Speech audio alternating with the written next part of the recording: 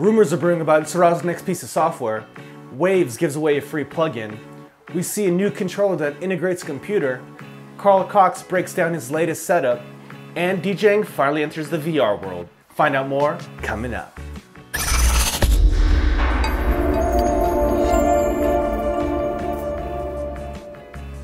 Thank you for watching PDot TV, where you'll find tips, tricks, and tutorials for DJs and music performers. Now let's get into the video. So with Cerrado's latest release of Cerrado DJ 1.9.10, everyone's pretty much saying that Cerrado DJ 2.0 is right around the corner. And with NAMM just a few weeks away, it makes total sense. Recently, Cerrado also opened a private beta for this 2.0, and some rumors regarding that have finally come up. It seems like Cerrado is now changing the name from Cerrado DJ to Cerrado DJ Pro. Now this might be some way to differentiate between Cerrado DJ and Cerrado DJ Intro, and now maybe they'll just be Cerrado DJ and Cerrado DJ Pro instead. Now this makes sense, changing the naming convention when you're making a jump from a 1.0 version to a 2.0 version. Now some rumors are starting to brew around about what new features are included in this new version of the Cerrado DJ Pro, and I may or may not have access to this new version of Cerrado DJ Pro, and I might or might not make a new video regarding the new features that I like, so stay tuned to this channel for more. VST company Waves is known to give out free plugins every once in a while in exchange for your email address, and their latest one is a VU meter plugin.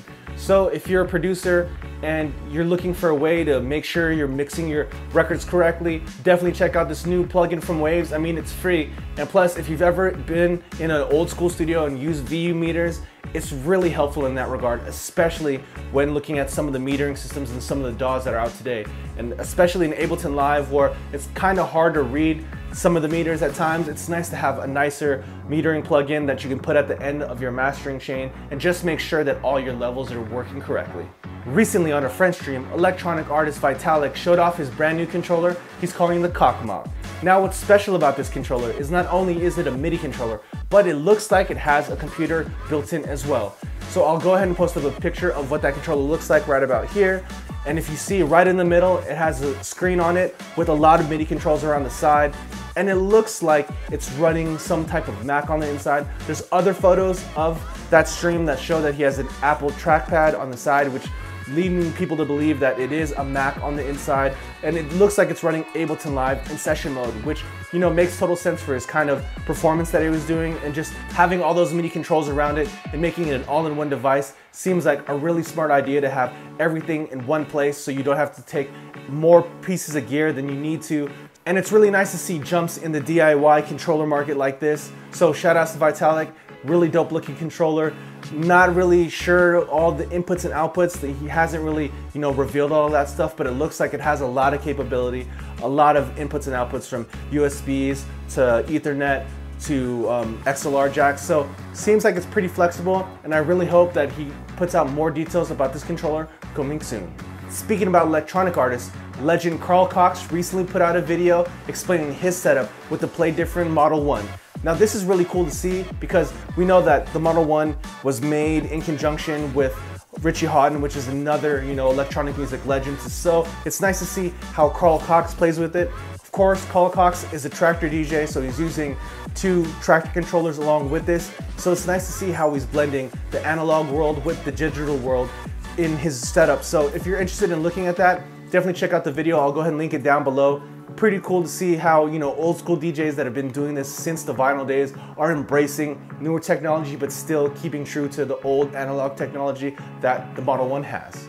And finally, Entropy Games recently put out a trailer for their new app called Vinyl Reality. Now this is the first entry of DJing into the VR world.